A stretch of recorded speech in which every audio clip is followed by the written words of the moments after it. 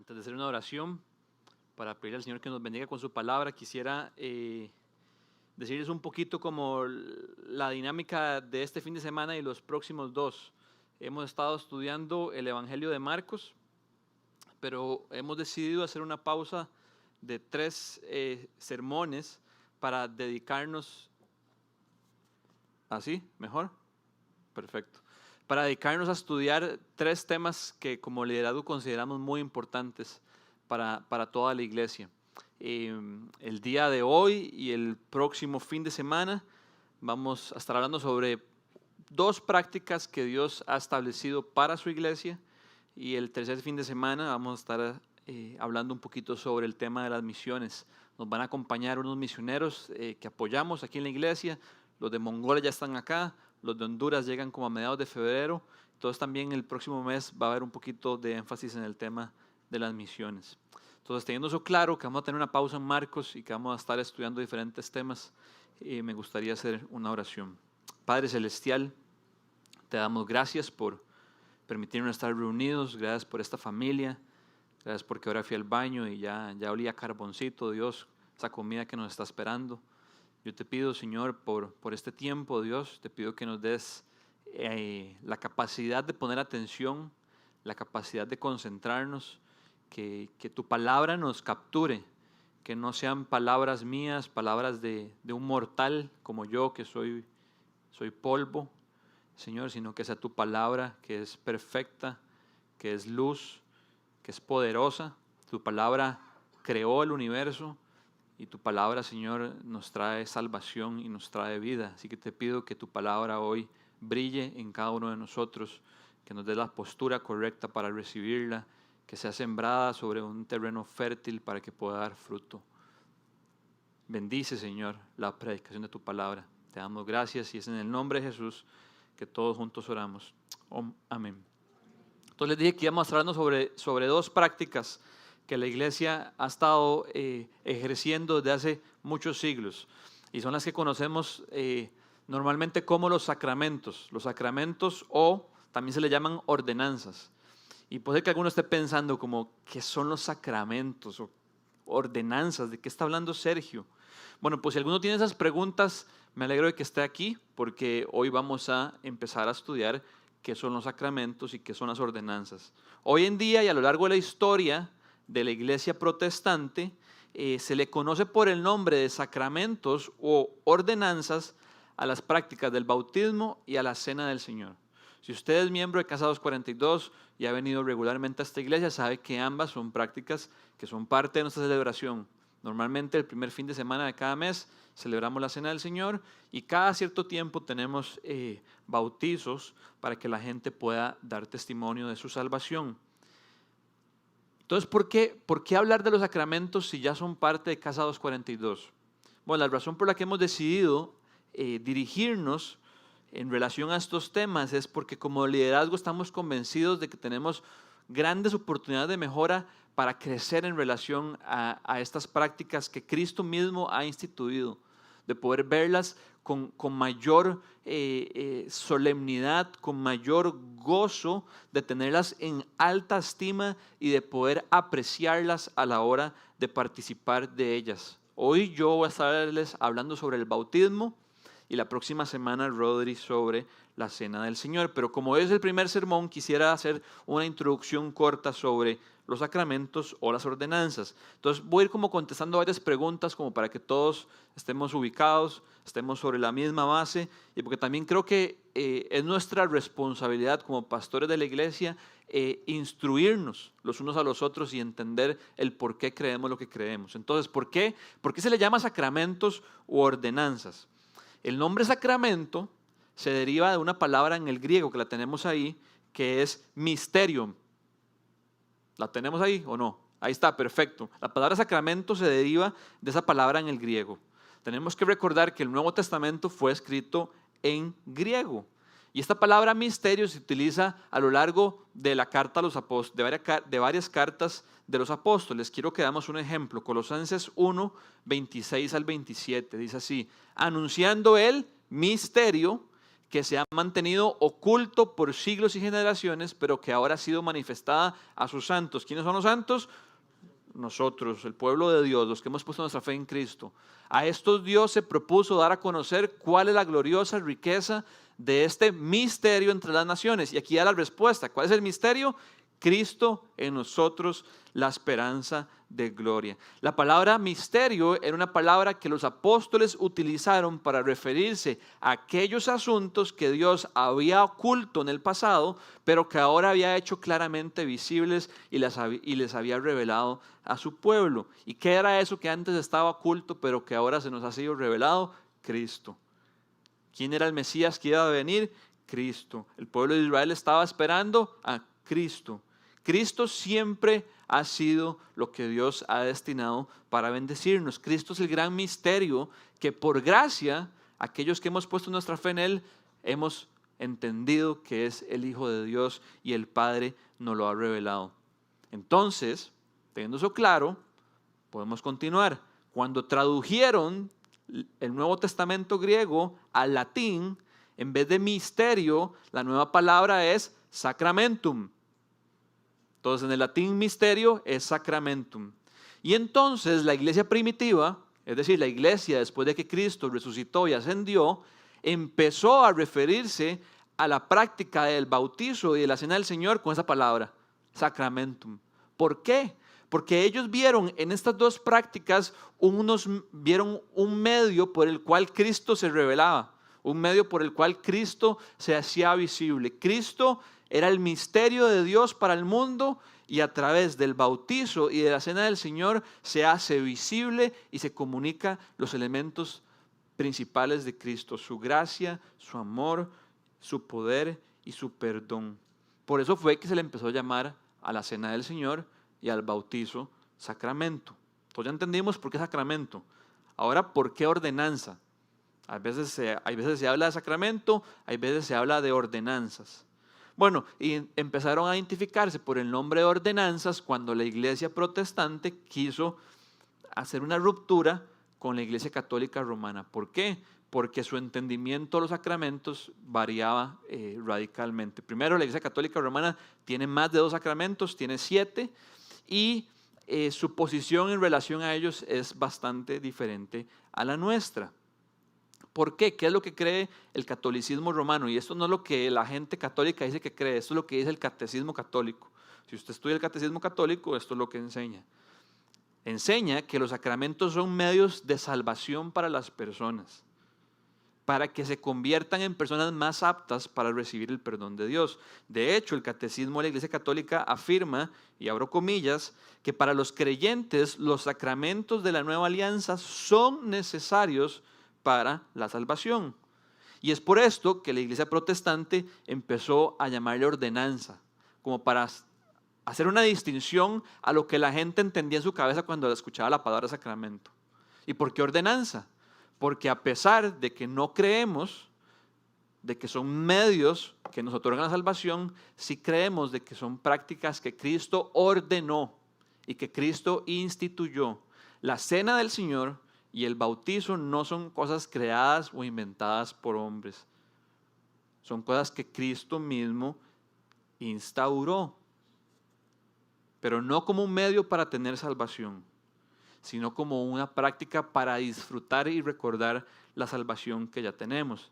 Entonces, en resumen, los sacramentos no nos salvan, son ordenados por Cristo, solo somos salvos por gracia, por fe en la persona de Jesús. Y los sacramentos únicamente son señales externas y visibles de una realidad interna que Cristo ha hecho por nosotros. ¿Vamos bien? ¿Sí? Ok. Entonces, ¿cómo los definimos? ¿Cómo definimos los sacramentos? De todo lo que leí, me quedo con esta explicación de un pastor llamado Tim Keller. Lo tenemos en la pantalla, dice así: los sacramentos u ordenanzas dados por Dios e instituidos por Cristo, es decir, el bautismo y la cena del Señor, son señales y sellos visibles de que estamos unidos como una comunidad de fe por su muerte y resurrección. Les llamamos señales porque simbolizan, los sacramentos simbolizan algo. ¿Qué simbolizan? Simbolizan las bendiciones de la salvación, el perdón de pecados, la recepción del Espíritu Santo y la capacidad de tener comunión con Jesucristo en su presencia. Pero no son solo señales, también son sellos. Eso significa que nos dan seguridad, nos alientan en nuestra fe y es nuestra fe la que recibe esas bendiciones. Entonces, en resumen, los sacramentos son prácticas instituidas y ordenadas por Cristo mismo para su iglesia con el fin de recordarnos su obra, esa es la parte de símbolo, y permitirnos experimentar la bendición de que nuestra fe sea fortalecida. Es la parte del sello. Es un símbolo y es un sello.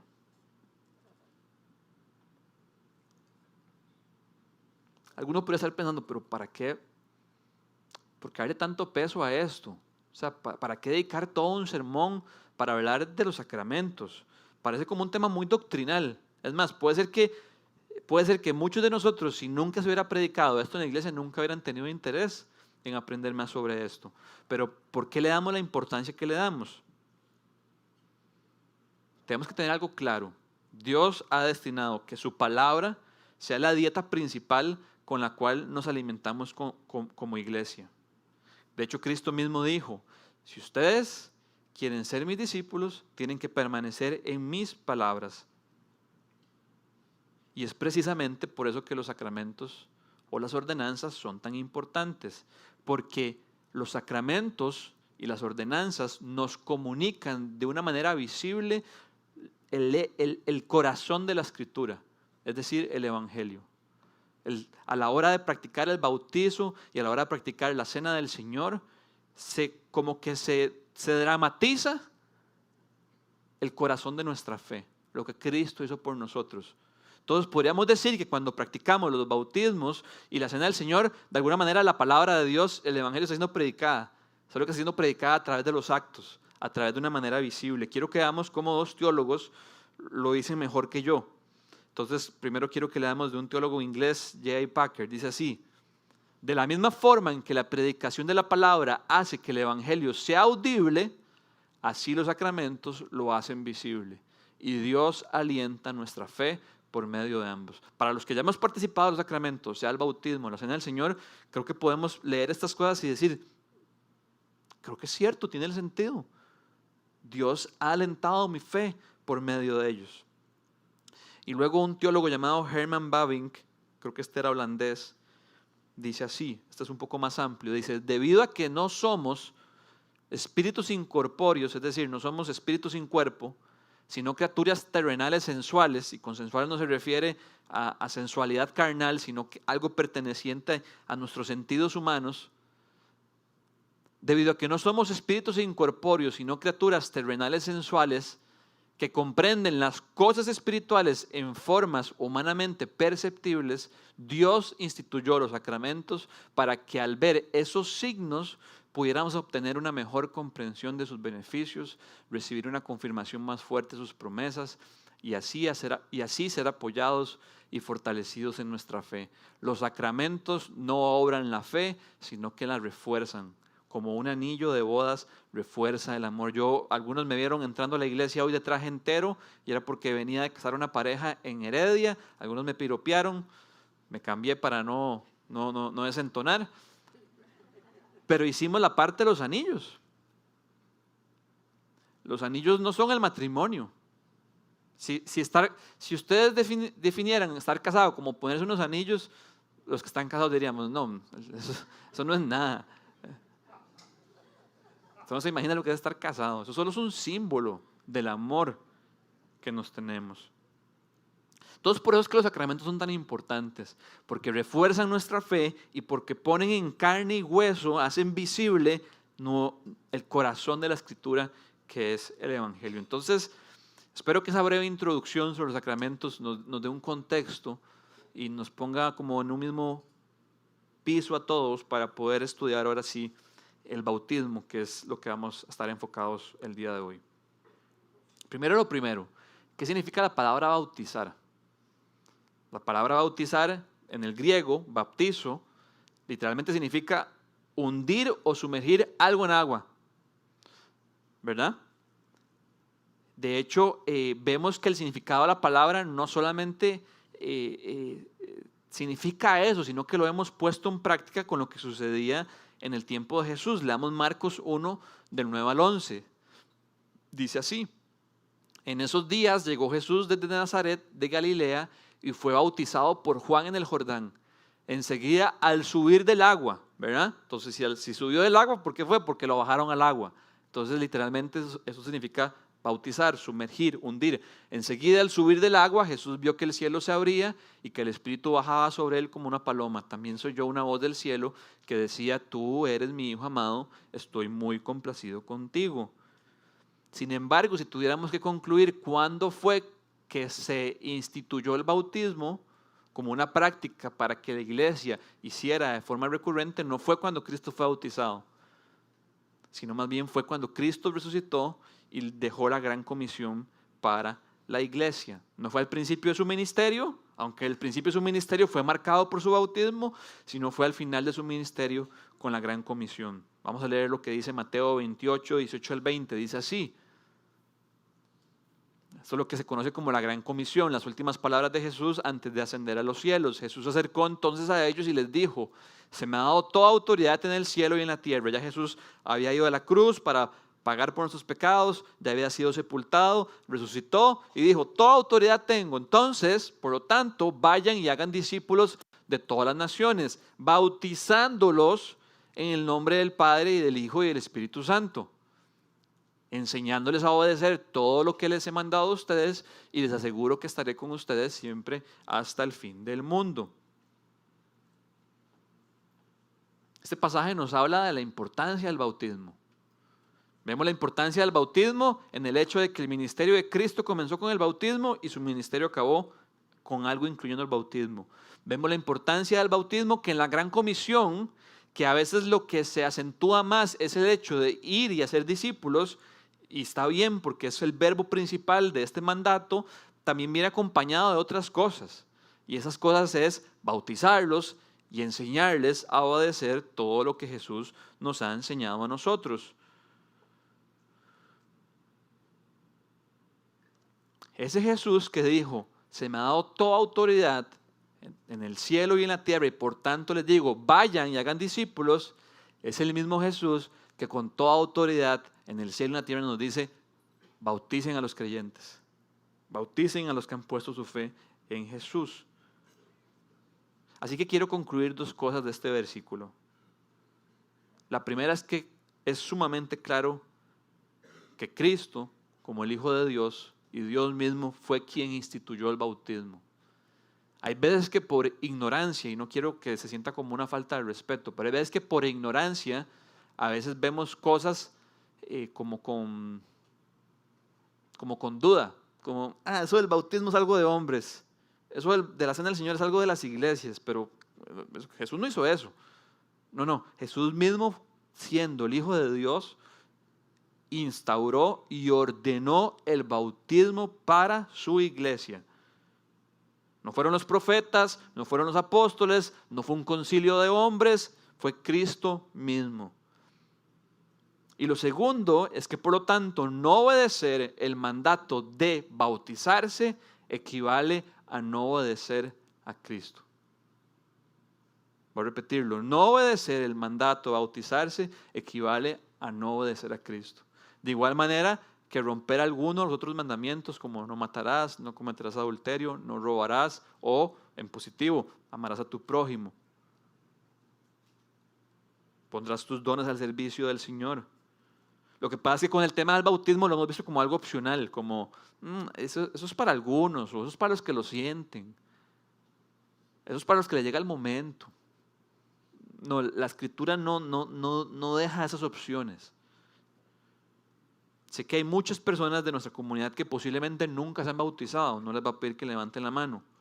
Y las razones deben ser varias: vergüenza de estar aquí adelante, miedo a hablar en público, porque normalmente les damos un espacio para que puedan contar un pequeño testimonio de lo que Cristo hizo en sus vidas, ignorancia de lo que significa, como no sé qué significa, entonces no lo hago, o simplemente pensar que ya les agarró tarde, porque son creyentes desde hace muchos años. Entonces, ¿para qué me bautizar si yo desde por sí ya soy creyente de hace 30 años?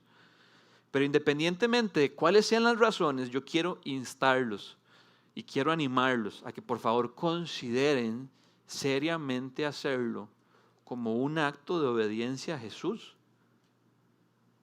Como un acto de obediencia a Jesús que entregó su vida por nosotros. Como con cualquier otro mandamiento de la Escritura, cuando lo ponemos en práctica y lo obedecemos, yo les puedo garantizar, y la Escritura les puede garantizar, que va a traer honra al Señor y va a traer bendición a nuestra vida.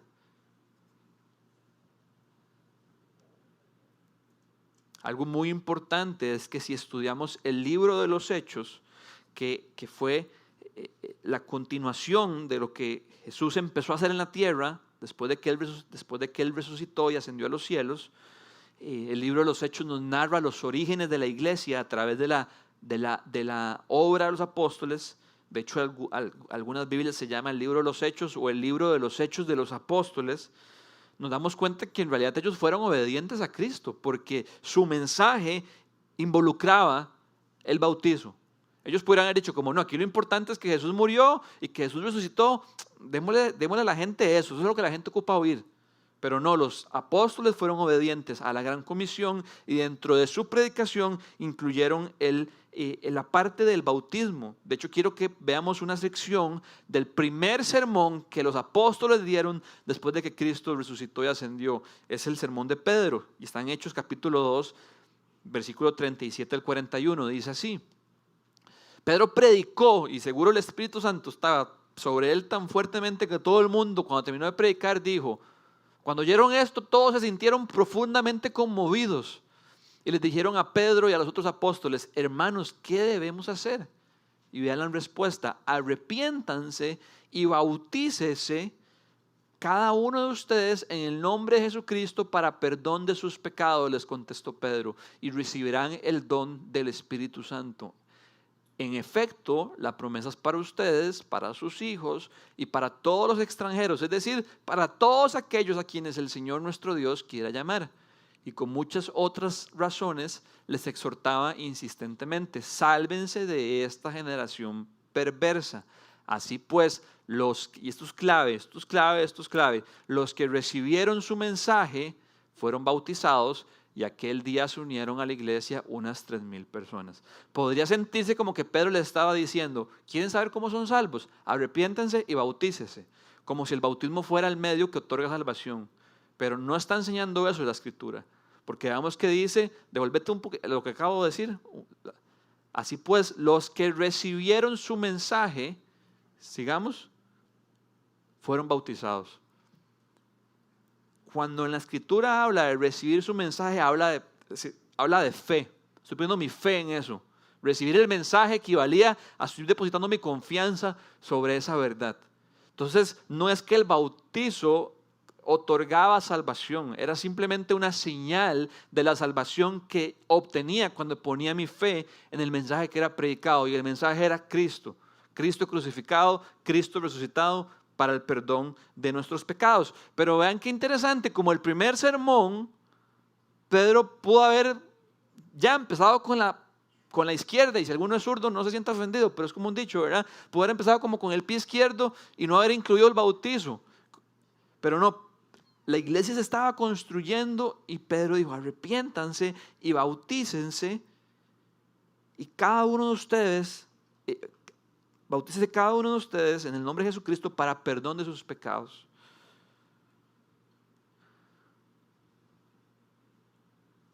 Cuando nos bautizamos, estamos siendo parte de un legado de más de 2,000 años. Y yo me pregunto, ¿habrá algo más chiva? ¿Habrá algo más chiva que ser parte de un legado del cual Cristo mismo fue parte y la iglesia siglo tras siglo, por más de 20 siglos, se ha mantenido fiel? ¿Por qué razón no quisiéramos ser parte de ese legado? Yo quisiera más bien que Casa 242 hubieran hombres como el etíope eunuco. No sé quiénes se acuerdan de esa historia, cuando Felipe estaba en el libro de Hechos y un ángel le dice: vaya y le predica a aquel hombre. Y él se va y el hombre estaba leyendo el libro del profeta Isaías y le dice, ¿qué parte está leyendo? Y la parte, Isaías 53, verás que Dios todo lo hace perfecto, donde habla de que Cristo es el Cordero que toma nuestro lugar.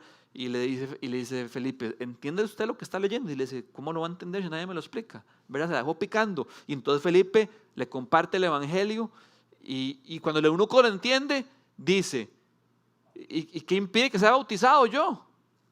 ¿Lo tenemos ahí, Hechos 8:36 o no? Vean la respuesta. Mientras iban por el camino, llegaron a un lugar donde había agua y dijo el eunuco, mire usted, aquí hay agua, ¿qué impide que yo sea bautizado?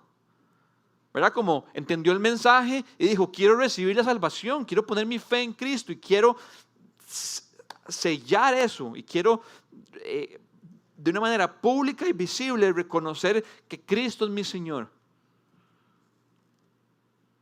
Y yo digo, wow, qué chiva. Ojalá se levantaran personas hoy aquí que dijeran, ¿dónde está el agua? ¿Dónde me sumerjo? ¿A dónde me hundo? No ando paño, no ando ropa a cambio, pero al agua pato. Ahora bien, el bautizarse es algo tan especial que tampoco quisiera que fuera algo que hiciéramos exclusivamente por un sentido de obligación, como, hijo de pucha, nos dijeron que hay que bautizarse, ¿qué me queda? Sino más bien que lo hagamos porque entendemos la profundidad de su significado. Y es por esto mismo que quiero que veamos las tres realidades que el bautismo representa y comunica. Tenemos 3 puntos, los vamos a ver en la pantalla. Nuestro bautismo representa nuestra unión con Cristo, representa nuestra purificación del pecado y representa nuestra incorporación a la iglesia. Vamos a ir uno por uno. Nuestra unión con Cristo. Veamos lo que dice Romanos 6, del 3 al 4. Este es el apóstol Pablo, dice así. ¿Acaso no saben ustedes que todos los que fuimos bautizados para unirnos con Cristo Jesús, en realidad fuimos bautizados para participar en su muerte? Por tanto, mediante el bautismo fuimos sepultados con Él en su muerte, a fin de que así como Cristo resucitó por el poder del Padre, también nosotros llevemos una vida nueva. Dejémoslo en la pantalla, porfa. Esos 2 versículos están cargados de puras verdades.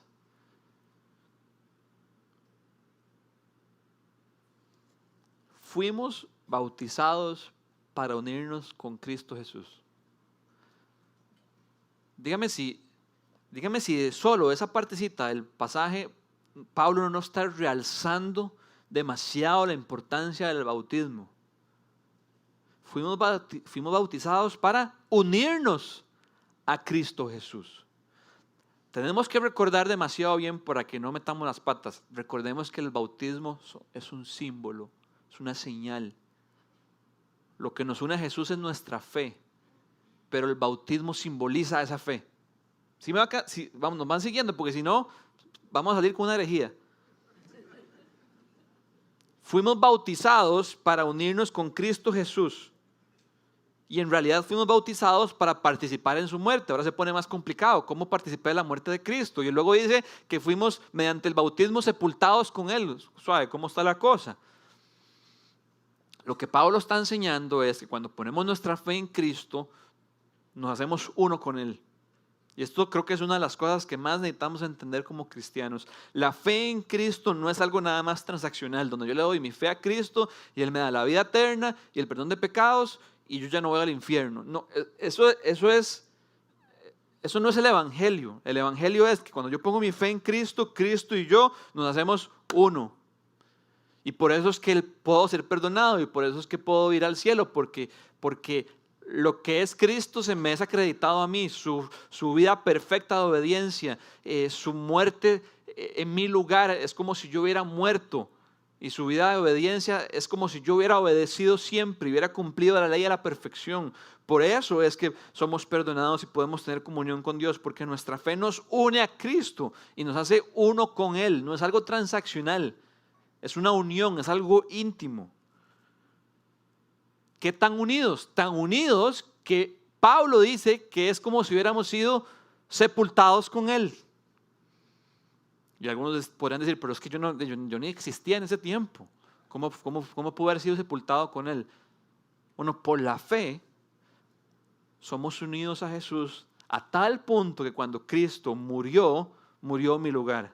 Y cuando Cristo fue sepultado y bajó a la tumba, fue sepultado y bajó a la tumba en mi lugar. Y cuando Cristo resucitó y venció la muerte, resucitó y venció la muerte en mi lugar. Eso es el Evangelio, esas son las buenas noticias.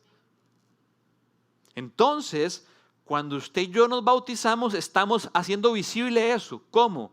Cuando nos hunden debajo del agua, estamos simbolizando cuando Cristo fue a la tumba y a la muerte en nuestro lugar. Eso es lo que simboliza el bautismo. Voy bajando, me están hundiendo. Estoy simbolizando que Cristo bajó y murió y fue sepultado por mí. Y luego cuando voy subiendo, estoy simbolizando que Cristo resucitó. Y así como Cristo resucitó, nosotros tenemos una nueva vida cuando ponemos nuestra fe en Cristo. Es un símbolo demasiado poderoso. Cuando hayan bautismos, deberíamos todos querer estar como en primera fila viendo lo que está pasando. O poniéndonos de pie en nuestras puntillas para ver cómo la gente baja en el agua y luego sube. Para celebrar con ellos, pero también para nosotros recordarnos de así bajó Cristo por mí también. Y gracias a su resurrección yo puedo tener una vida nueva. Siempre he pensado, no por ser concho, pero la verdad es que me parece que sería bueno cuando uno sumerge a la persona como dejarlo un tiempo ahí abajo. No mucho. Es que ustedes han visto que es como, ¿verdad? Es así. Levanten la mano los que se han bautizado. Ah, bueno, hay un buen número. Seguro lo hicieron así, ¿verdad? ¡Guau! Y uno, ¿verdad? Se quita el agua de la cara. Pero siempre he pensado que sería bueno como dejarlo un tiempito ahí, unos 5, 10 segundos, como no para sentir el ácido, sino como para poder recordar como Cristo estuvo en la tumba por mí. Cristo murió por mí. Mientras yo estoy aquí abajo aguantando la respiración, puedo recordar que Cristo murió por mí. Dígame si eso no es gracia de Dios, que el Señor en su infinita sabiduría haya diseñado algo tan palpable, tan visible, que nos permita recordar lo que el Señor hizo por nosotros. Entonces, el bautismo es demasiado importante porque nos recuerda y simboliza que estamos unidos con el Señor. Que nuestra unión con Él es íntima. Y es estrecha y es profunda. Y por nuestra unión con Él es que podemos tener los beneficios que el Evangelio nos ofrece. Segundo punto, el bautismo representa o simboliza nuestra purificación del pecado. Quiero que leamos Hechos 22, del 12 al 16. Para que tengamos un poquito de contexto, aquí Pablo está narrando a los judíos del templo de Jerusalén, les está contando cómo fue su testimonio cuando Jesús lo alcanzó y se convirtió. Entonces ya Pablo contó la parte donde iba en un caballo y una luz relampagueó y lo dejó ciego y lo botó del caballo y no podía ver, pero escuchaba, y escuchó una voz que le dijo, Pablo, ¿por qué me persigues? Y se le apareció Cristo a Pablo. Y luego Jesús se le apareció a Ananías y le dijo, Ananías, vaya a tope a Pablo porque está ciego y no sabe para dónde agarrar. Entonces vino a verme un tal Ananías, que era discípulo de Cristo, hombre devoto que observaba la ley y a quien respetaban mucho los judíos que allí vivían. Se puso a mi lado y me dijo, hermano Saulo, recibe la vista. Y en aquel mismo instante, vea qué fuerte esto, es que esto es muy fuerte, es que la Biblia hay que ver los detalles pequeños. ¿Cómo le llama Ananías a Pablo? Hermano, ¿verdad? Y Pablo mataba a los cristianos. Esto no solo nos habla del perdón, sino que nos habla que Ananías ya entendía que Pablo había tenido un encuentro con Cristo. Ya era parte de la familia. Hermano Saulo, recibe la vista, y en aquel mismo instante recobré la vista y pude verlo. Luego dijo, el Dios de nuestros antepasados te ha escogido para que conozcas su voluntad y para que veas al justo y oigas la palabra de su boca. Tú le serás testigo ante toda persona de lo que has visto y oído. ¿Y ahora qué esperas? Levántate, bautízate y lávate tus pecados invocando su nombre. ¿Saben por qué confirmo que Pablo ya haya puesto su fe en Cristo? Porque si no, ¿por qué razón Ananías le dijo, ¿y ahora qué esperas? Si no hubiera dicho, arrepiéntase y ponga su fe en Cristo. Pero él le dice, hermano Saulo, y luego le dice, ¿y ahora qué esperas, Saulo? ¿Por qué no te bautizas como el resto de nosotros que hemos decidido obedecer el mandato de nuestro Señor, de bautizarnos como un símbolo de lo que Él ha hecho? Levántate, bautízate y lávate de tus pecados invocando su nombre.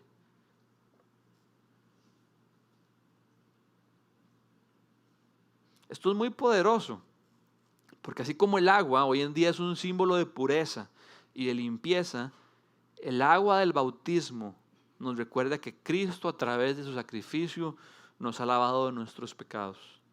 Recordemos el pasaje con el que arrancamos la celebración, Isaías 1:18, dice así, vengan, pongamos las cosas en claro. ¿No la tenemos? No, entonces lo voy a leer yo.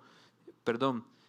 Vengan, pongamos las cosas en claro, aunque sus pecados sean como escarlata, quedarán blancos como la nieve, aunque sean rojos como la púrpura, quedarán como la lana. El bautismo representa la limpieza que Cristo ha hecho de nuestros pecados a través de su sacrificio. Entonces yo digo, ¿cómo no bautizarnos y dejar que el agua corra por nuestro cuerpo como un recordatorio de que ya hemos sido lavados? Para mí una de las cosas, para mí una de las bendiciones más grandes que existe en la vida es bañarse. Bañarse es algo sanador, es algo sobrenatural. A usted le cae agua y usted siente como su cuerpo se revitaliza. Usted se mete en un río frío y usted sufre, pero luego sale con más vida. Usted se mete al mar y luego sale todo pegajoso y luego se encuentra una ducha ahí y se mete y uno dice, ¡ah, qué rico! Usted va a correr y luego se mete en la ducha y se quita el sudor y dice, ¡qué delicia! Se está bronceando y ya no aguanta el sol, ¿verdad? Y puede seguir con ejemplos y ejemplos y ejemplos. Tiene sed y se baja un vaso de agua fría y dice, qué delicia.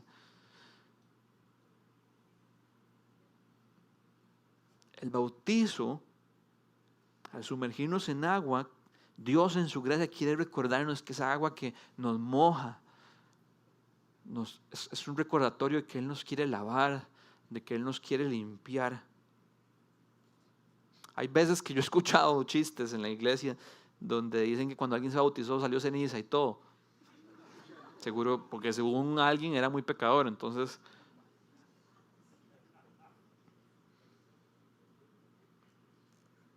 Pero no importa qué tan pecador hayamos sido usted o yo, lo que Cristo hizo nos puede lavar. Y cuando vamos al agua, podemos experimentar ese gozo.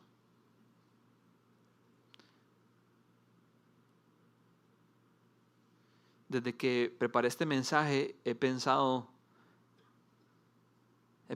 que no aprovecho mi momento de bautizo en el día a día. Yo creo que uno se bautiza una vez y si hubiera alguna buena razón para hacerlo una segunda vez, porque Dios lo está llevando y tiene convicción, o antes lo hizo con las razones incorrectas y ahora siente como que entiende realmente lo que significa, perfecto, hay que hacerlo. Pero yo siento que no, jamás podemos depender de echarnos agua o que yo le diga a alguien, Juan Manuel, bautíceme todos los días como para sentir que Cristo me lavó. No. Pero creo que otra cosa también es habernos bautizado y no ir a ese momento constantemente. Hoy iba manejando camino a la boda y empecé a pensar cosas que no agradan al Señor. Y dije, Señor, soy tan pecador. Mi mente no es pura, mis ojos no son puros, mis manos no son puras, mi boca no es pura. Y luego me imaginé como siendo sumergido en una piscina y dije, Señor, así como esa agua me limpiaría, tú ya me has limpiado. Y te doy gracias porque esos pensamientos impuros y estas cosas impuras de mi corazón no me definen. Por eso es que el profeta dice, vengan, pongamos las cosas en claro. En 1 Corintios 6 hay un pasaje fuertísimo donde Pablo dice, no se engañen, los injustos no heredarán el reino de los cielos. Y luego hace como una lista, como que abre 2 puntos y dice, los idólatras, los avaros, los ladrones, los adúlteros, los homosexuales. Y al final uno dice, entonces ¿quién va a entrar al reino de los cielos? Pero luego Pablo dice en 1 Corintios 6, 11, sí lo tenemos, ¿verdad? Tampoco. Esto me lo salté. Pero esos muchachos están volando. Y ahí está. Y vea Pablo lo que dice. Qué increíble. Y eso eran algunos de ustedes. Pero ya han sido, ¿qué? Lavados. Puede ser que aquí haya personas que fueron idólatras, avaros, adúlteros, ladrones, asesinos. Pero lo que Cristo hizo nos lava al punto de que ya no es nuestra identidad. Dice, y eso eran algunos de ustedes. Está hablando en pasado, y eso eran. Pero ya han sido lavados, ya han sido santificados, ya han sido justificados en el nombre del Señor Jesucristo y por el Espíritu de nuestro Dios. Cuando vamos al agua, esa agua que sentimos es un recordatorio y es un símbolo de que ya Cristo nos ha lavado. En pasado, ya nos ha lavado. El agua no nos lava, Cristo nos lavó. Y tercera representación es que el bautismo representa nuestra incorporación a la iglesia. Y tal vez eso suene raro, pero no es nada raro. Leamos 1 Corintios 12, del 12 al 13.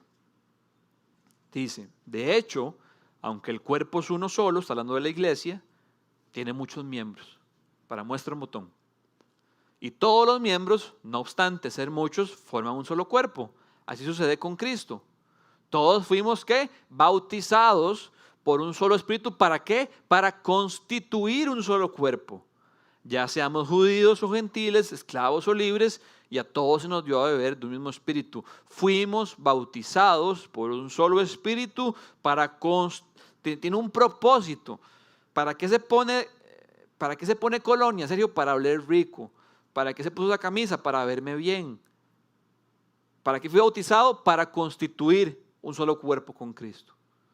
Hay un paralelismo demasiado, una correlación demasiado estrecha y directa entre la circuncisión en el Antiguo Testamento y el bautismo en el Nuevo Testamento. Así como para que alguien fuera parte del pueblo judío debía ser circuncidado, en el Nuevo Testamento el bautismo era la señal que simbolizaba que esa persona pertenecía a la familia de Dios. Por eso es que en el pasaje de Hechos que Pedro predica, que se convierte en 3,000, puedes ponerlo otra vez, porfa, la última parte, el último versículo.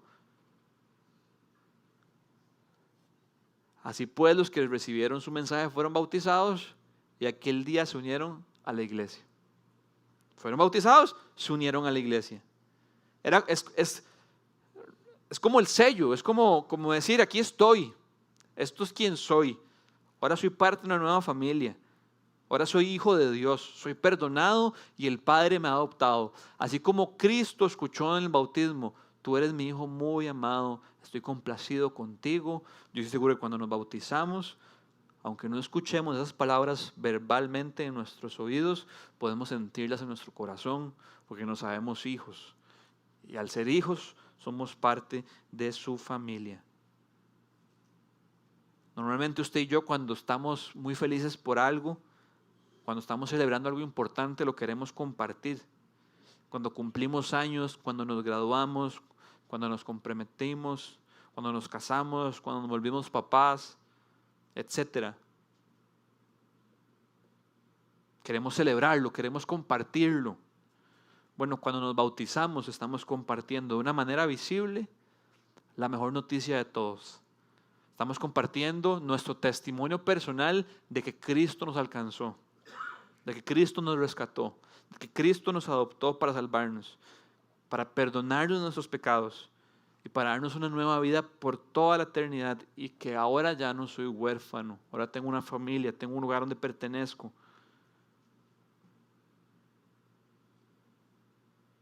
Ayer alguien me preguntaba que que su hija quiere bautizarse, pero en la playa. Y me decía, entonces como que, ¿qué pensaba yo? Y entonces yo le dije, bueno, mañana vamos a hablar mucho sobre eso, entonces porfa venga y escuche el sermón. Y obviamente esas preguntas lo agarran uno en curva, uno no está preparado para que le pregunten eso. Y me quedé pensando y yo creo que uno tiene que tener convicciones en esta vida. Y las convicciones, para que sean convicciones, hay que pensarlas detenidamente y por un tiempo. Cuando uno responde rápido, es muy posible jalarse una torta. Y entonces yo le dije, vea, yo creo que el bautismo es como un acto donde uno se incorpora a la iglesia. Entonces creo que hacerlo en la playa, fijo, es muy chiva, pero creo que se va a perder de todo esto. Como el hecho de ver quién lo está recibiendo y quién le va a aplaudir y quién le va a decir, somos hermanos, somos hermanas, vamos juntos para adelante, cuente conmigo, somos parte del mismo pueblo. Entonces, no podría ponerme legalista y decir que si alguien se bautizó fuera de la iglesia, ese bautizo no aplica. Creo que al día de hoy no podría decir eso. Pero sí creo que tiene un componente muy importante de que me estoy incorporando a un nuevo pueblo. Pablo dice en Efesios 2, antes éramos enemigos de Dios, antes éramos extranjeros, éramos lejanos, pero ahora somos conciudadanos del pueblo de Dios, somos embajadores de su reino. Y el bautismo es como estoy adentro por la fe, pero el bautismo lo hace visible.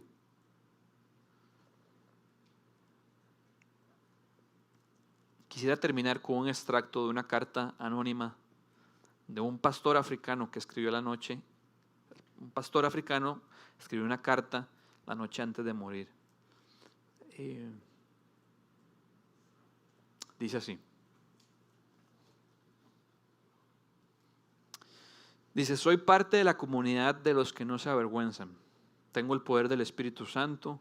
Mi suerte ha sido determinada. Yo he cruzado la línea. La decisión ha sido tomada. Soy uno de sus discípulos. No voy a mirar atrás o pausar o detenerme o devolverme o quedarme quieto. Mi pasado ha sido redimido, mi presente tiene sentido y mi futuro está seguro. Ya yo he terminado y no quiero saber nada de vivir a medias. Mi rostro ha sido fijado en una dirección. Mi caminar es rápido. Mi meta es el cielo. Mi camino es estrecho. Mis compañeros son pocos. Mi guía es confiable y mi misión es clara. No puedo ser comprado, desacreditado, desviado, seducido, devuelto, diluido o retrasado. No pestañearé frente al sacrificio, no dudaré en la presencia de la adversidad. No negociaré en la mesa de mis enemigos, ni consideraré la popularidad, ni daré vueltas en medio de la mediocridad. No me rendiré, ni callaré, ni pausaré, ni me cansaré hasta que haya predicado, orado, pagado, acumulado para la causa de Cristo. Soy un discípulo de Jesús. Tengo que seguir hasta que Él venga, dar hasta que me caiga, predicar hasta que todos conozcan y trabajar hasta que Él pare. Y cuando Él venga a recoger los suyos, Él no tendrá problema en reconocerme. Mis colores serán claramente visibles. Cuando nos bautizamos, yo creo que nuestros colores son claramente visibles.